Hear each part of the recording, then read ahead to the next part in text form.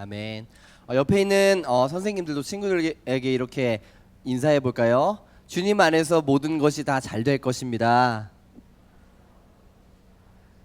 힘내세요. 네. 여러분 주변에 계속 이제 시험 기간 끝난 친구들이 자꾸 옆에서 망했다 하도 해가지고 네, 그럴 필요가 없어요, 여러분. 네. 같이 오늘 말씀 보도록 하겠습니다. 여러분, 영국의 한 회사가 만든 홍보 동영상이 있었는데요. 예전에 유튜브에서 그 많은 사람들의 화제가 오른 동영상이 있었습니다. 눈이 먼 한 거지가 이렇게 나는 장님입니다, 제발 도와주세요 라는 팻말을 들고 길거리에서 사람들에게 도움을 요청했다고 합니다.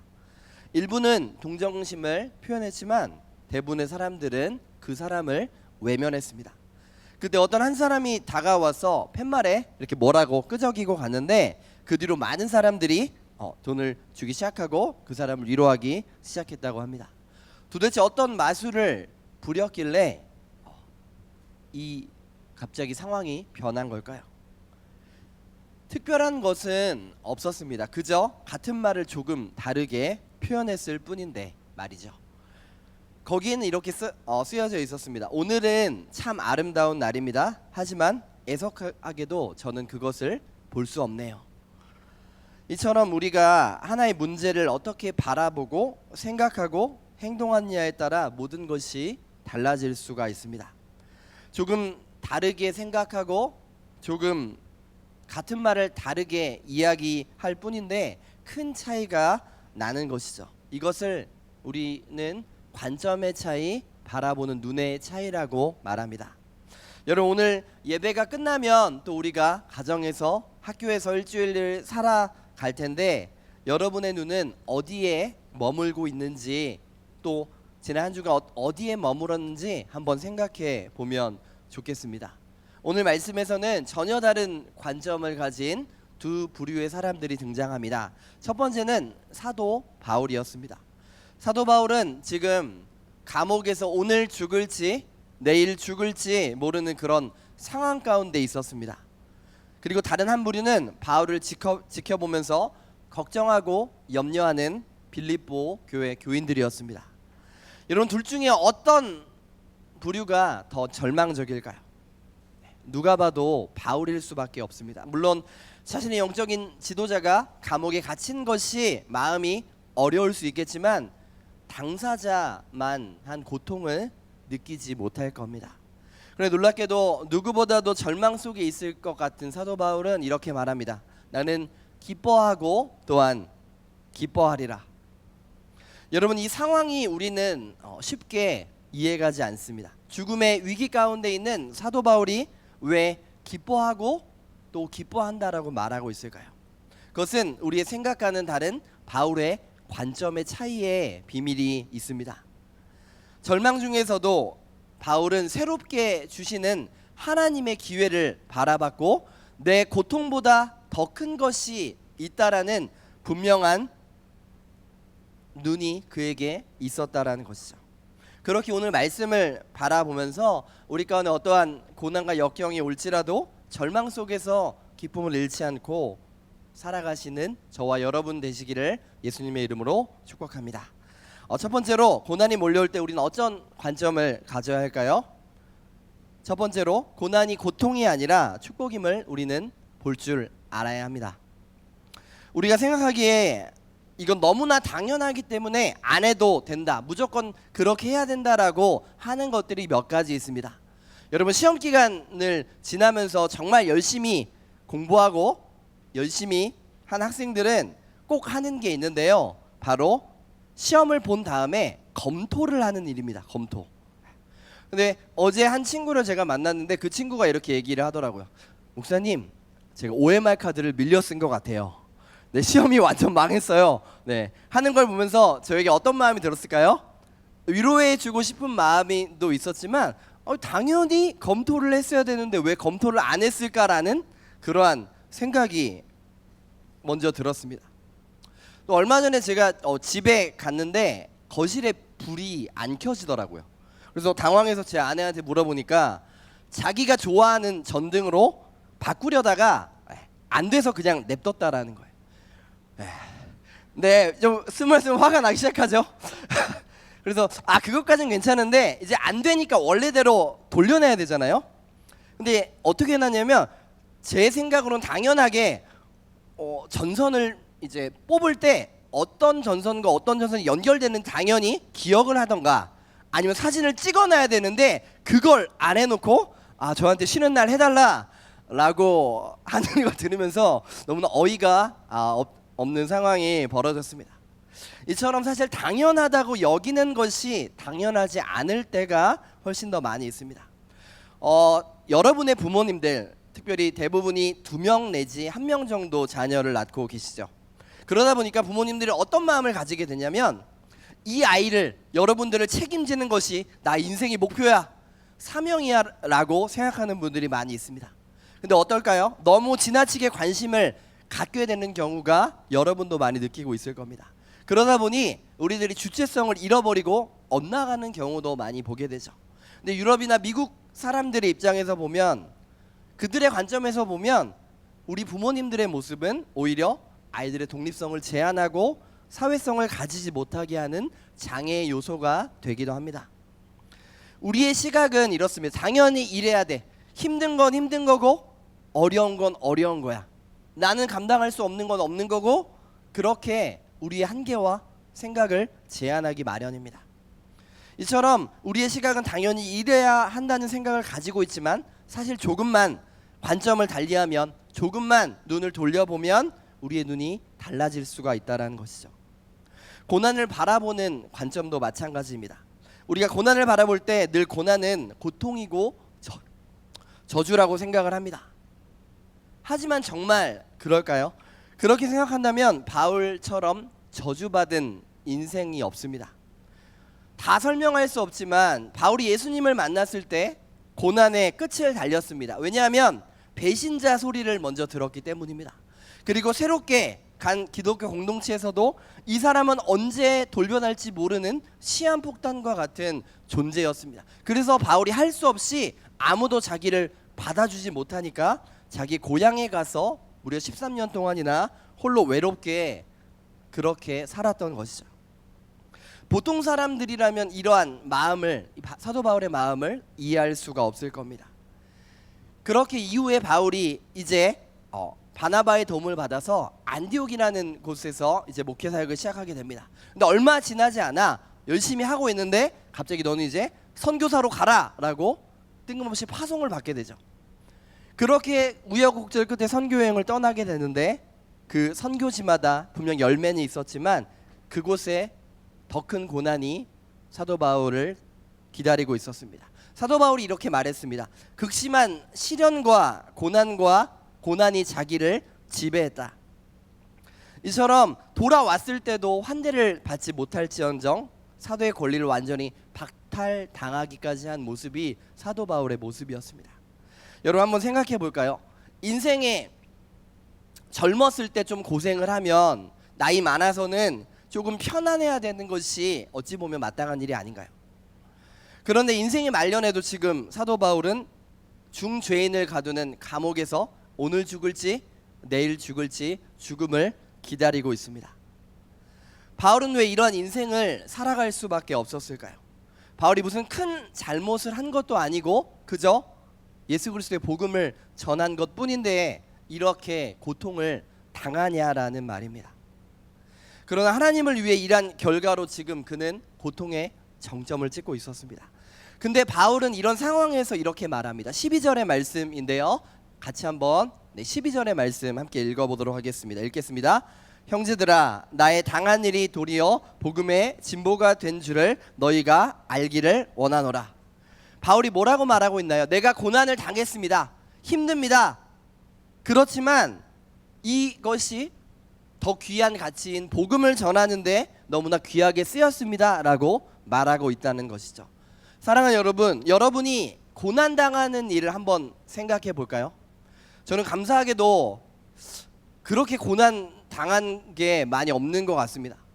생각해 보면 고난을 한번 떠올려 봤을 때 그나마 고난을 많이 당한 게 제가 지금까지 이사를 한 17번 정도를 한 것 같아요. 네. 특히 20살 이전에는 한 11번 정도 다니면서 초등학교를 3개를 다녔고, 또 예전에는 포장 이사라는 그런 개념이 없어가지고 이사를 할 때마다 맨날 박스를 구해와서 저희 집에 책이 많았거든요. 그래서 책을 싸고 하면 그걸 좀 풀으려고 하면 다시 이사를 가고, 네, 그런 것들이 좀 짜증이 났던 것 같아요. 이렇게 부정적으로 보면 나는 왜 이사를 다녀야 될까, 떠돌아야 될까, 이렇게 생각할 수밖에 없었는데, 돌이켜보면 그때마다 하나님이 좋은 사람들을 만나게 하시고 좋은 곳에 있게 하시고 많은 경험을 하게 하셨던 것들을 기억해 볼 수 있었습니다. 여러분, 말씀에서는 내가 고난당한 일, 생각만 하면 고통스럽고 좀 끔찍한 그 당한 일이 도리어 사도 바울에게는 축복이 되었다라고 말합니다. 사도 바울은 왜 그렇게 말할 수 있었을까요? 왜 감옥 안에 있었는데 이렇게 말할 수 있었냐라는 말입니다. 13절과 14절에 사도 바울이 이렇게 말합니다. 제가 읽겠습니다. 이러므로 나의 매임이 그리스도 안에서 온 시위대 안과 기타 모든 사람에게 나타났으니 형제 중 다수가 나의 매임을 인하여 주 안에서 신뢰함으로 겁없이 하나님의 말씀을 더욱 담대히 말하게 되었느니라. 이 시위대의 감옥 안과 밖에서 어떻게 많은 사람들에게 그리스도의 복음이 전해질 수 있었을까요? 첫 번째로는 시위대 안입니다. 즉 감옥 안입니다. 간수들이 24시간 이 사도 바울을 감시하며 붙어 있었습니다. 온갖 폭언과 폭력을 당하면서도 사도 바울은 무엇을 했을까요? 거기에 갇혀 있음에도 불구하고 그 간수들에게 말합니다. 당신도 구원을 받았으면 좋겠습니다. 당신도 나와 같이 되기를 원합니다 라며 복음을 전하고 있었던 것이죠. 이런 바울의 로마 감옥에 갇혀 있었기 때문에 바울이 로마에 간 것은 물론이고 당시 권력을 잡고 있었던 그런 오만한 귀족들에게도 복음이 전파가 됐던 것이죠. 두 번째로 보면 이 감옥 밖에서는 어떤 일이 일어났을까요? 감옥 밖에는 로마의 성도들이 갇힌 사도 바울이 그렇게 담대하게 복음을 전하는 모습을 보면서 용기를 얻고 복음을 더 풍성하게, 더 강하게 전하고 있는 그런 일들이 벌어졌습니다. 이처럼 감옥의 안과 밖에서 동시에 전파되는 것을 보면서 바울에게는 그것보다 더 기쁨이 없다라고 바울은 고백하고 있었던 것이죠. 여러분, 단순히 내가 당하는 고통이 저주가 아니라 하나님이 보시는 관점에서 봤을 때는 더 큰 축복임을 우리는 기억해야만 합니다. 고난이 아니었다면 우리가 더 간절히 기도할 수 없고, 고난이 아니면 우리가 더 좋으신 하나님을 만날 수 없었다라는 것이죠. 이처럼 고난을 통해 하나님은 그 말씀하는 것들을 분명히 이루어 가십니다. 고난은 우리에게 때론 축복이 되고, 고난이 아니라 고통 이면에 있는 축복을 바라보게 한다는 사실을 우리가 믿을 때, 그렇게 축복을 바라볼 때 주님이 주시는 기쁨이 우리의 것이 됨을 믿는 여러분 되시기를 예수님의 이름으로 축복합니다. 두 번째로, 시련과 환련이 우리 가운데 올 때 우리는 어떤 관점을 가져야 할까요? 두 번째로, 인간관계의 갈등이 아닌 하나님의 일하심을 바라봐야 합니다. 여러분, 우리의 기쁨을 빼앗는 것, 내가 기쁘다라고 말했을 때 갑자기 내 마음을 빼앗는 것들 중에 하나는 바로 인간관계일 것입니다. 아무리 좋은 집에 살고 좋은 음식을 먹고 좋은 옷을 입어도 인간관계가 힘들어지면 행복하게 살아갈 수가 없습니다. 아무리 어려운 환경과 상황이 올지라도 우리 가족이 서로를 사랑하고 기뻐한다면 그 기쁨은 여전히 존재한다는 것이죠. 이처럼 기쁨을 빼앗아가는 것들이 많이 있지만 우리의 기쁨을 빼앗아가는 것은 인간관계의 갈등이라고 말할 수 있었습니다. 제가 관계 부분에 있어서 어려움을 당했을 때가 있었는데요. 중1 때랑 중2 때였습니다. 특히 중1 때, 중2 때 제가 어떻게 걸어 다녔냐면 이렇게 걸어 다녔습니다. 이렇게. 네. 땅을 보면서 항상 자신감이 없어가지고 땅을 보면서 걸어 다니고, 지금도 어깨가 좀 처졌는데 축 처진 채로 다니다 보니까 좀 만만해 보였나 봐요. 그래서 중1 때도 그렇고 중2 때 다른 애였는데 항상 이렇게 저를 괴롭힌 애가 있었어요. 막 때리고 이런 게 아니라 툭툭 치고 장난을 좀 심하게 하는 친구들이 있었던 것 같습니다. 그래서 저는 어떻게 반응했을까요? 굳이 적을 만들고 싶지 않아서 쟤도 뭔가 이유가 있겠지, 쟤도 먼저 스트레스가 쌓여서 나한테 푸는 거구나 라고 생각을 하고 그냥 참아야지라고, 저러다 말겠지라고 하면서 이제 거의 그 한 학기를 가고 두 학기 이제 끝날 쯤에 보통 11월 12월 정도가 되었던 것 같습니다. 그때 이제 조금씩 화가 이렇게 쌓이면서 이제 폭발할 지경에 이르렀던 거죠. 그래서 어느 날 그 친구가 살짝 건드렸을 때 제가 이성의 끈을 놓고 그 애를 눈이 돌아간 거죠. 돌아가서 막 때렸습니다. 막 때리고 동일하게 1년 사이에 1학년 때도 그렇고 2학년 때도 그렇고. 근데 학교에 선생님에 끌려가서 어떻게 됐을까요? 저는 혼나지 않고 걔만 혼났습니다. 맞은 애가 혼난 거죠. 어쨌든 그 이후에는 이제 저를 건드는 사람이 없더라고요. 쟤는 미친 그러구나, 그렇구나라고 생각이 됐던 것 같습니다. 제가 지난주 월요일 날에 이제 학교 앞에서 이제 간식을 들고 시험 기간 신방을 하고 있는데 좀 비도 내리고 날씨도 좀 그렇고 제 마음도 약간 좀 별로더라고요. 왜냐면 월요일 날 시간을 빼서 쉬는 날인데 빼서 좀 애들한테 나눠주려니까 여러 가지 감정이 들었습니다. 근데 이제 간식을 챙겨가지고 교문 앞에 딱 내려놓고 살짝 이제 몇 명 나눠주다가 또 애들이 밥을 먹고 나온다 그래서 기다리고 있는데 한 차가 나오더라고. 차가 쭉 나오는데 간식 꾸러미를 밟고 지나가는 거예요. 그래서 반 정도 밟았는데 제가 너무 당황해가지고 막 뛰어갔습니다. 그 운전석으로 뛰어가서 내려보라고 좀 내려보라고.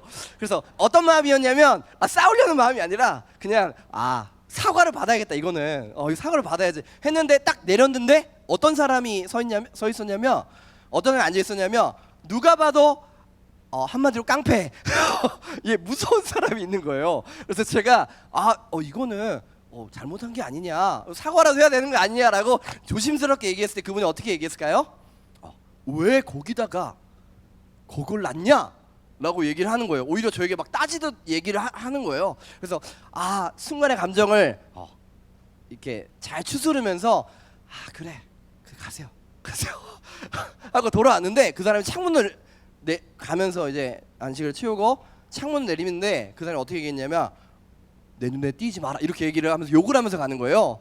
그래서 그날 하루 종일 마음에 기분이 나쁘고 마음이 어려워서 내가 이렇게 휴일까지 빼서 애들한테 이 간식을 주고 막 비까지 내리는데 순간 이 우산을 들고 차를 부시고 싶은 마음을 억누르고 하면서 근데 나중에 화가 계속 있다가 나중에 어떤 생각이 들었냐면 이 중학교 때 생각이 났습니다.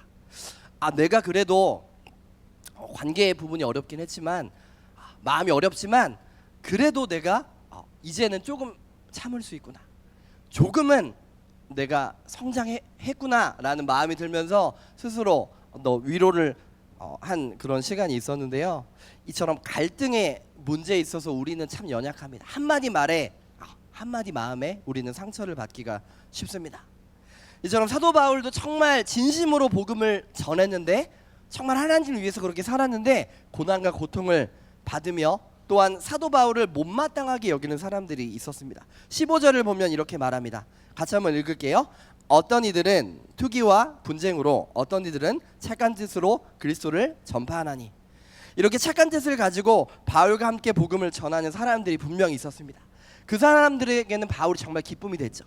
근데 반대로 바울을 질투하고 바울과 싸우기 위해서 작정한 사람들이 있었는데 이들은 바로 로마 교회의 지도자들이었습니다.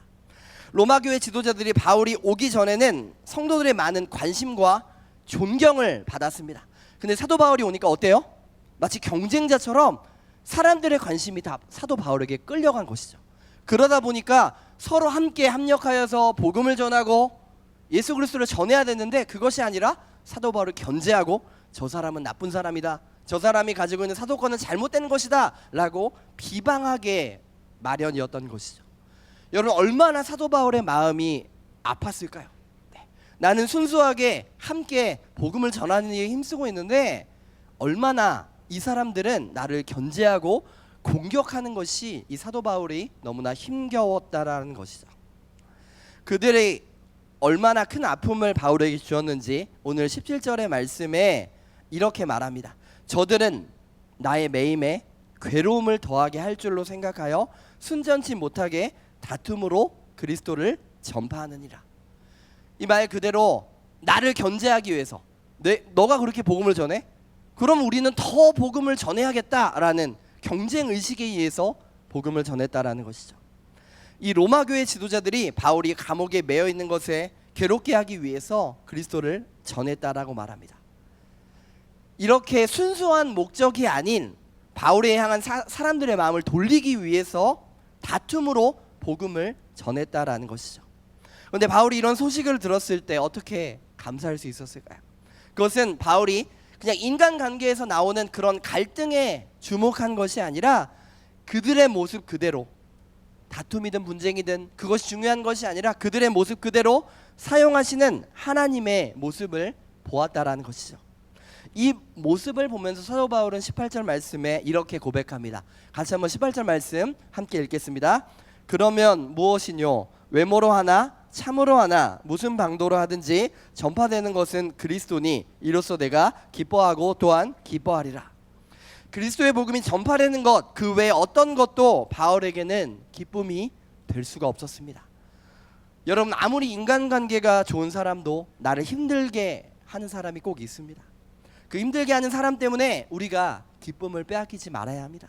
그 사람도 하나님이 그 역할에 따라서 사용하시며 우리를 단련시키시고 때로는 우리를 견책하셔서 내가 더 나은 사람으로 더 하나님을 바라보게 하게끔 하는 그러한 역할이 그들 가운데 있음을 우리는 기억해야만 합니다.